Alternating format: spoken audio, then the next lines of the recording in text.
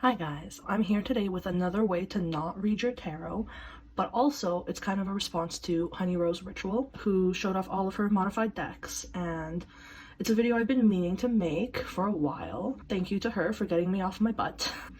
I like to modify decks as a way of, first of all, to make them more readable and usable, but it's also just a really nice way to, I think, get to know your deck and connect with it in a way that doesn't involve reading it. You're staring at the images. Sometimes you have to make really important decisions about what you're going to leave in or leave out, and it's those sort of critical decisions that can connect you even more to a deck. Now, I will be showing one here today that I don't think is for me, and that's okay too. You know, I've modified it, I've tried to work with it again, and maybe that one's not for me, which is fine. I could at least tell myself that I've put in the time and the effort to try and connect with it, to try and really use it.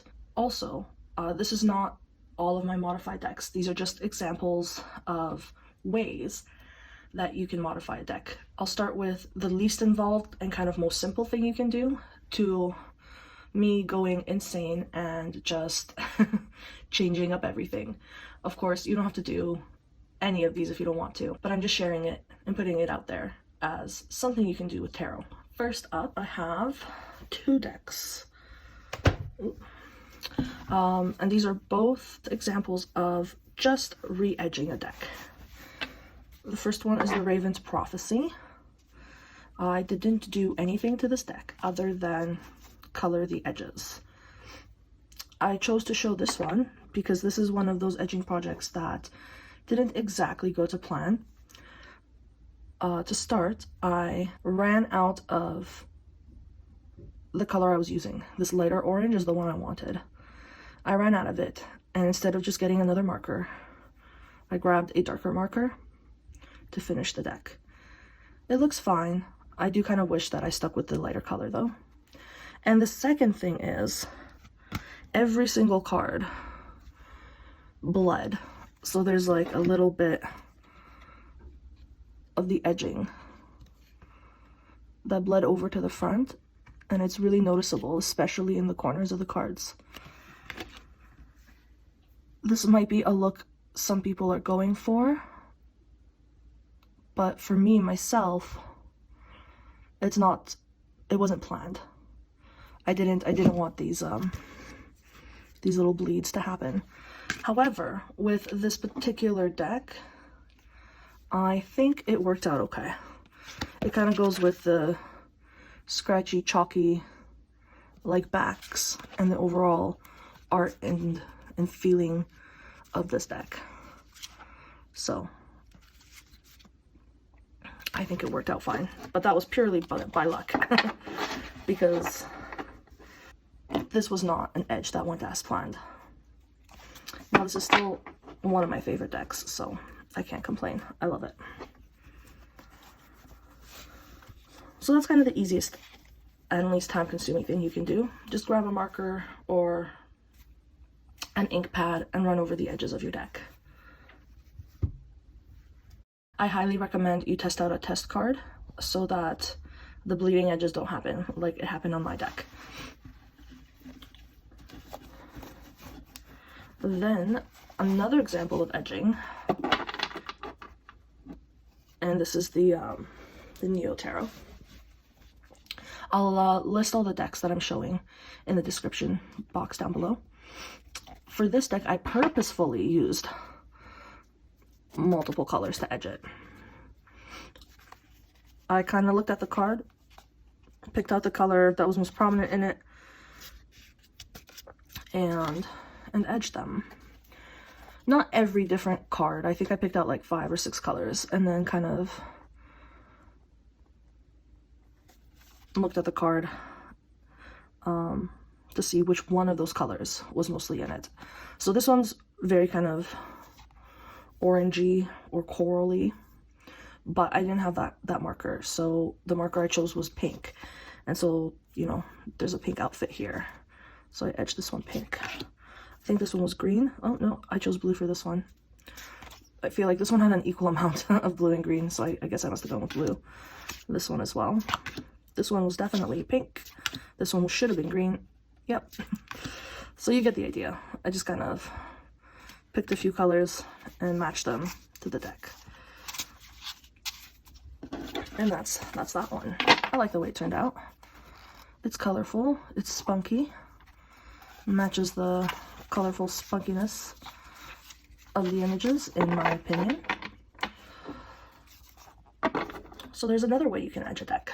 And I have one more example, but we'll get to it in just a moment. The second thing you can do is, or another thing I should say, I think there's much more you could do that I haven't probably even played with. So another thing you can do is just trim the deck. So this is the Voyager's tarot. Oop. And I did a little trim. So I still left the borders on here, but I trimmed it down just a bit, just enough so that I can, you know, it's still hard to hold, but it makes it a little more manageable. And for this one, I didn't edge it or anything.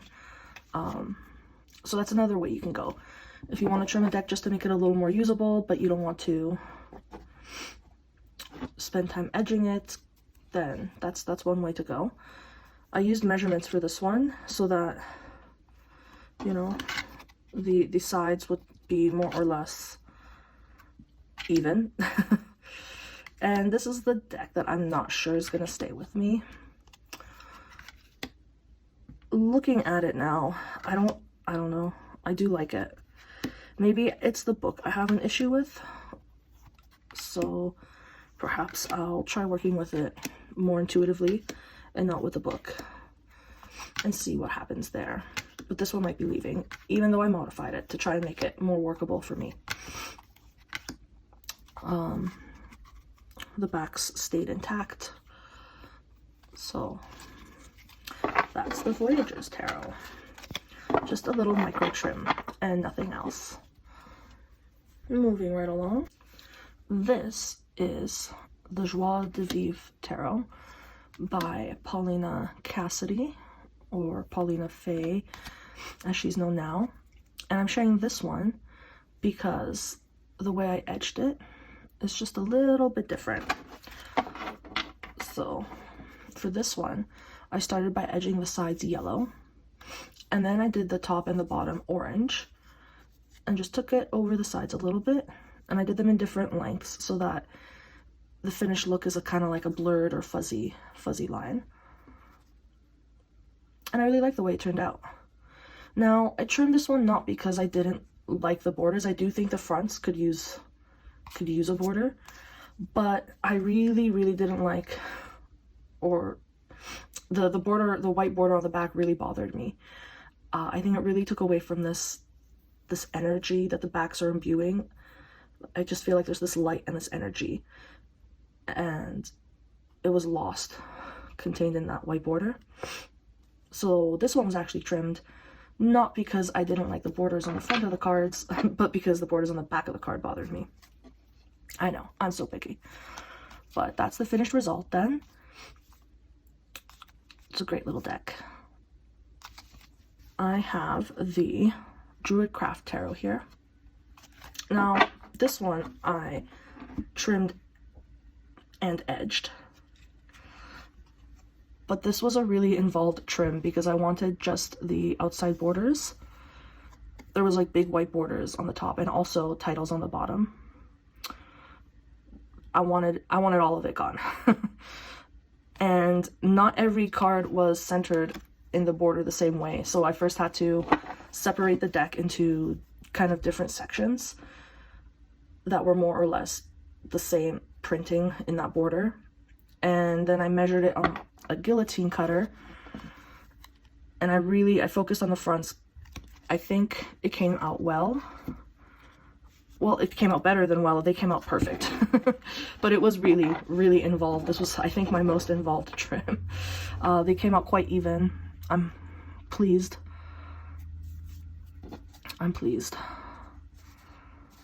I also edged it in a brown marker.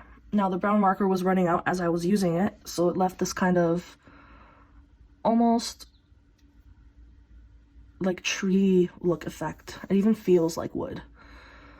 So again, another one of those happy accidents that worked out really well. I love the wooden look of the edging. That was completely accidental because I was too lazy to get another marker and just really forced this one to finish the job. I found it funny that with all that, I kept the copyright on every single card. That's how evenly they're trimmed. Just every single card has the copyright on it still. And if you're wondering, you want to do the same to your Druid craft, the bottoms will not have that line on them. So they're not quite reversible anymore. But that's okay for me. I just really liked the look of the little border.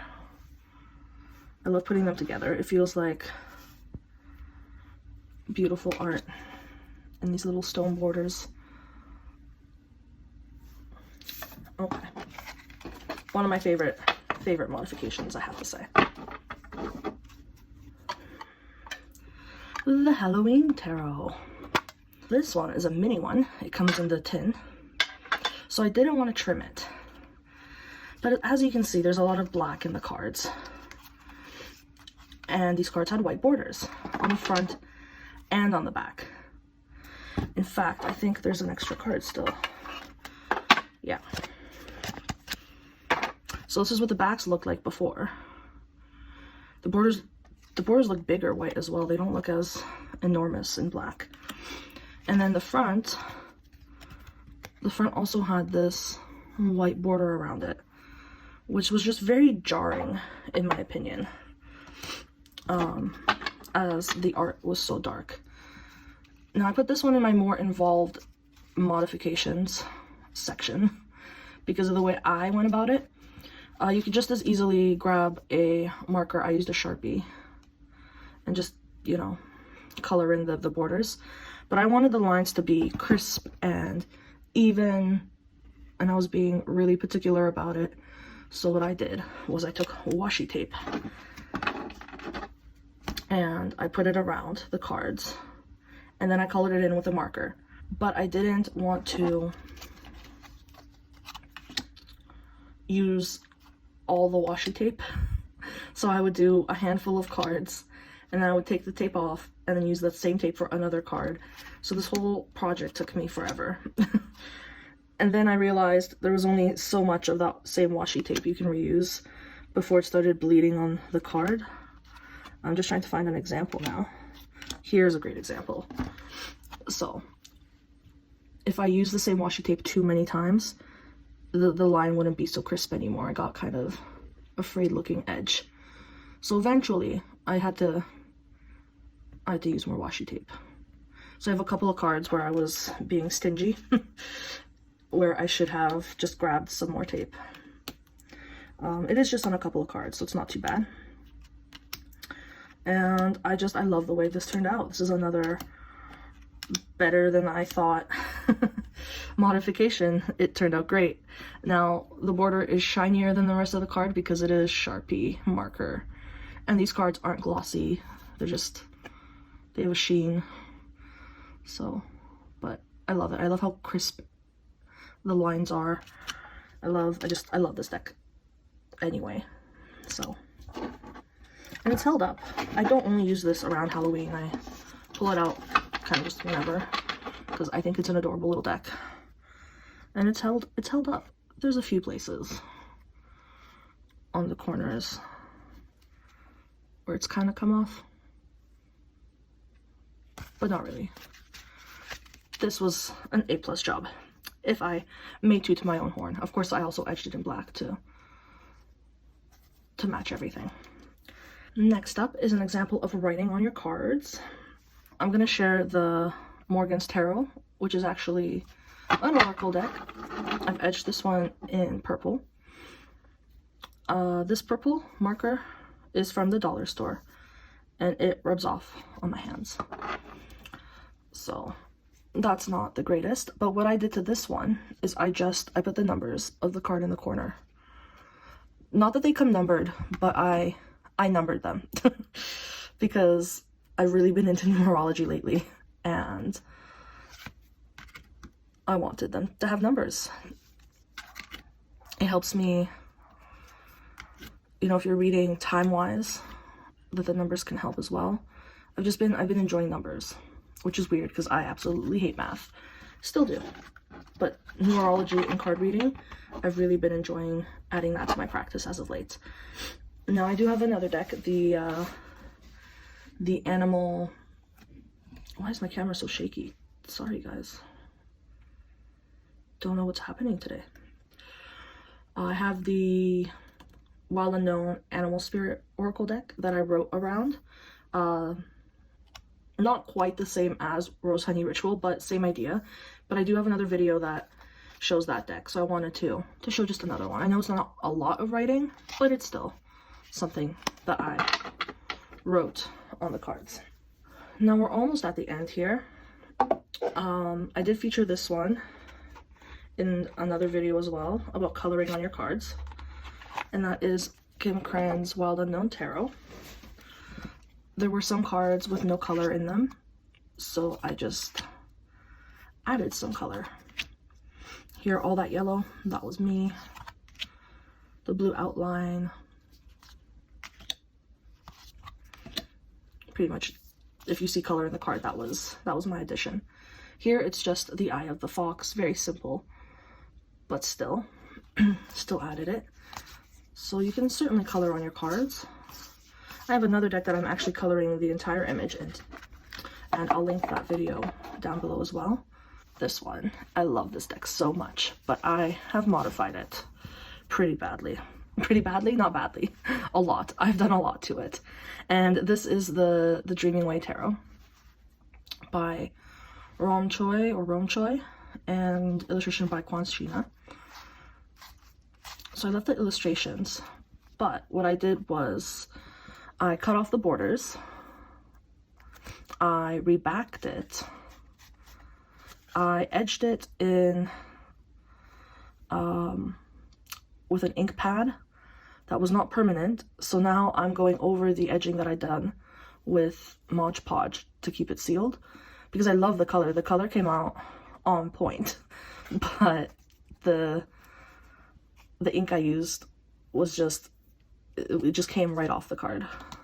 So again, testing out your medium, guys. Don't be lazy like me, because then you just make more work for yourself. I have to Mod Podge the edges.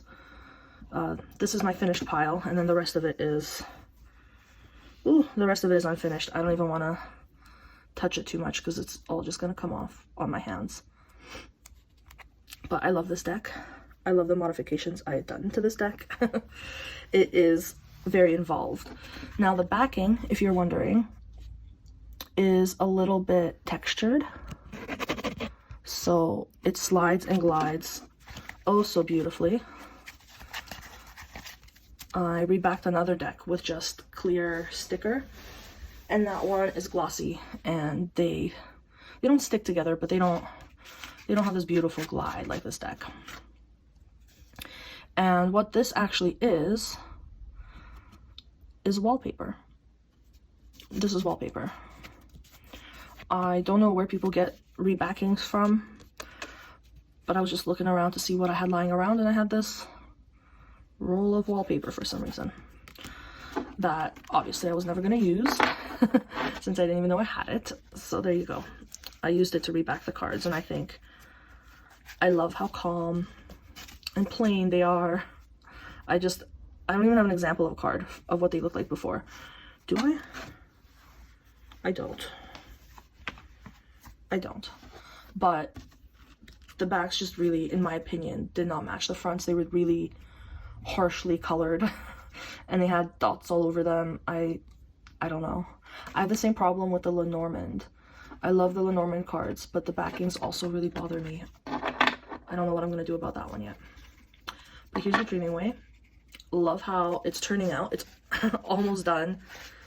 I'm just working on sealing the edges in, and that is my own fault. That is extra work I gave myself for not testing out the medium first. And finally, my last project. I'm doing this with the RWS, the Marseille, and the Thoth. I'm making little tiles of them.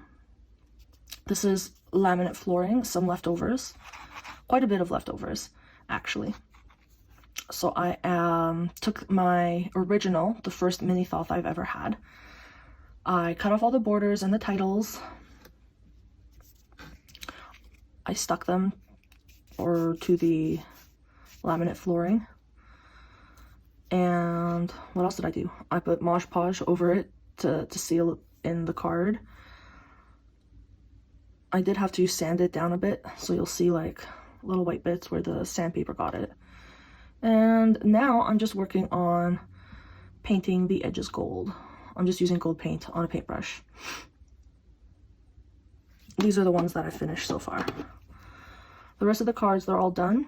They're just waiting for their gold edging. And this mini Thoth deck came in a kit with the mini RWS. It had a little book and all that. Oops. So I've also done this with the RWS, but I made that deck round, like an oval shape. Those ones I am waiting to sand down and edge, and then I've just started cutting up my mini Marseille. I have this big box. I plan on keeping them all in. And I don't know why I did this. I already really connected with the Thoth deck. But I thought, you know what? I have too many copies now. Let's try something new. And I really like this project. I think it's a cool one. Of course, completely unnecessary, but I guess I'm just crazy like that. So there we go. Just some of my modified decks. And perhaps some things you might consider doing with your decks. Let me know in the comments if you tried any of these, or how have you modified your decks? Which decks have you modified? I would love to know, because I'm nosy that way. And I also just love adding my own flair to decks. And new ideas are always welcome. Thank you for watching, and see you next time.